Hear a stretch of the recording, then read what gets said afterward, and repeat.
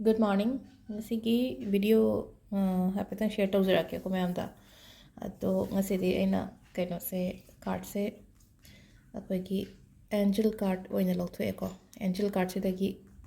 angel message hai tare ko. Kai lake habado yengminarase mayam. Aham paise khangera ani shuba khangera natraga ahum shuba khangera ko. Numitsigi energy hai tare ko. Magic numit ke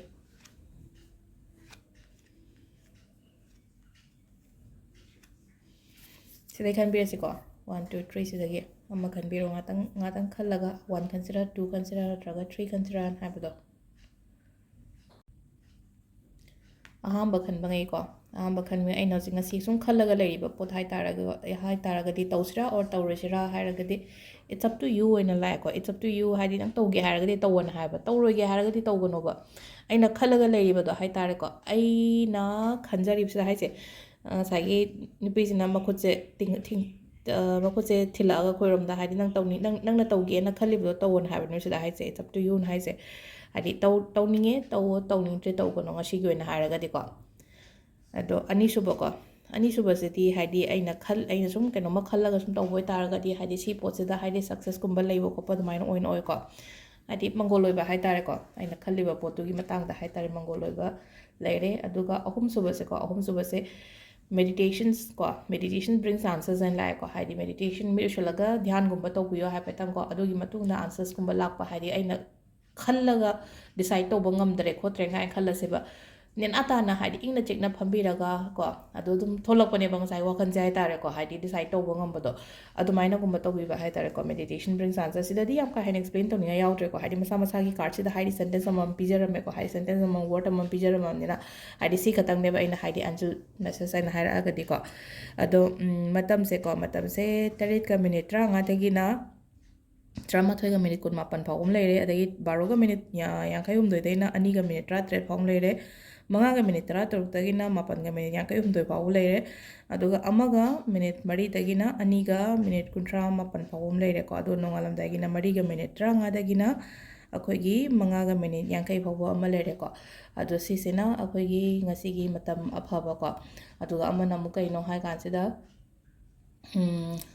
kaino color ko color se khoi pink machu gumba maroon machu gumba use to be ko numaijing numit se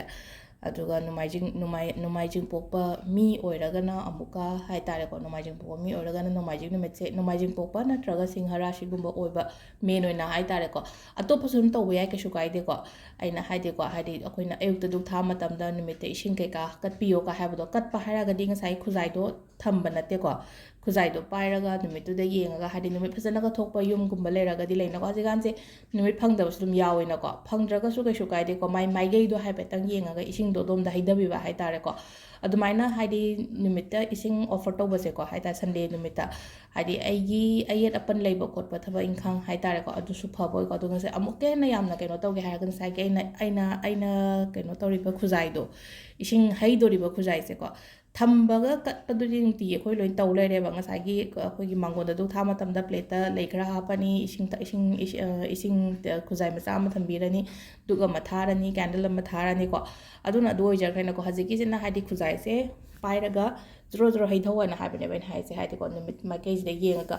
adu ngasai gi numaijing ne ko numaijing je khetang thengba su dum yawna ka shukai de baro mamang oi ta di ka shukai de baro mang dum tawbiyo ba sigi potse aina je habdo ketang khara keno togada ba haraga na khuzai du da chini maru amani ga thadabiba adu taraga di amu hena phabo oi ko adu si se haidi ko numaijing atai matam da di hakoi thabak sum chinei khole khala se ba ko sigi numit chidang di tawbiyo numaijing numit chidang di gumar haidi na hangai tawdu boi tari tawbiyo na hangai tawboi taraga tum continue tawbiro ko aduga tawda anobo eraga na haidi si masu tawbi ba ko numaijing numit chida adu sida leire ngasi gi card message ka akoi gi matam timing of phabaga se ko thank you